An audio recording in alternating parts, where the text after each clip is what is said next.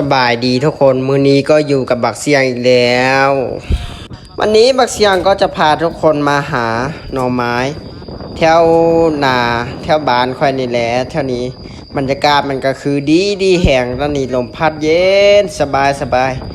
บรรยากาศโคตรคักเหมาะแก่การนอนอยู่เที่ยงนาเนาะเฮามาทางยากลางนาแล้วก็มาเลยสิพาทุกคนมาหาหนอตอนนี้เฮาก็ย่างมาแล้วเนาะย่างมาหาหนอเริ่มออกล่า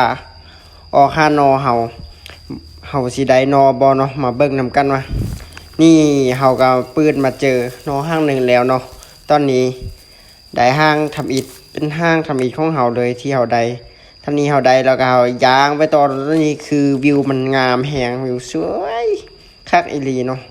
วิวธรรมชาติบ้านเฮาเพราะว่าฝนมัน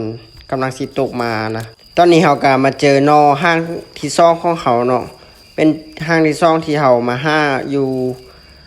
แถวกลางนานี่เนาะเฮาก็กำลังขุดเอาเนาะเอามีดจิ้มเอาเฮาบ่ได้เอาเสียมมาหั่นนะเฮาก็เลยเอามีดจิ้มเอาเนาะได้ห้างใหญ่เติบเนาะ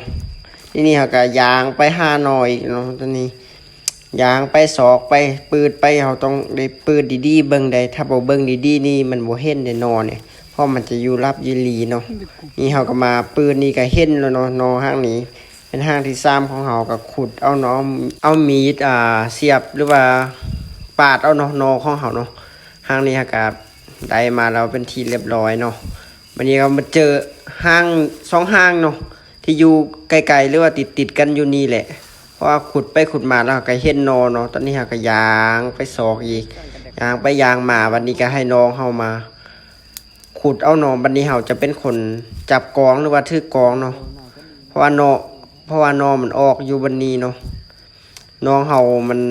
มาหาเฮามันไปซอกทางถึงมันบ่เห็นมันบ่มีนี่มันก็เลยลงมาเฮาก็เลยเป็นคน